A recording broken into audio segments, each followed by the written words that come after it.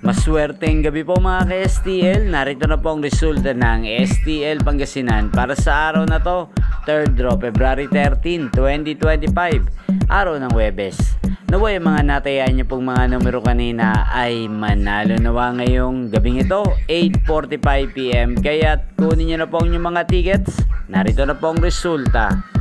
Ang mga numerong nanalo sa STL Pangasinan ngayong gabing ito, February 13, 2025, 8:45 PM. Third draw result, 5 at 18 in exact order. Sa lahat po ng tumaya kanina sa STL Pangasinan para sa third draw ng 5 at 18, congrats po sa inyo. At ngayong gabing ito sa STL Pangasinan, atin pong i-shoutout si Ate Clarice ng Pangasinan na lagi pong nanonood sa channel na to. Shoutout po sa inyo Ate Clarice, sana'y nasa mabuti ka pong kalagayan. Gayun din po si Ate Sydney ng Pangasinan na lagi ding nanonood sa channel na to. Shoutout po sa inyo. Sana po ang mga numerong tinatayaan nyo ay manalo rin ngayong gabing ito sa STL Pangasinan.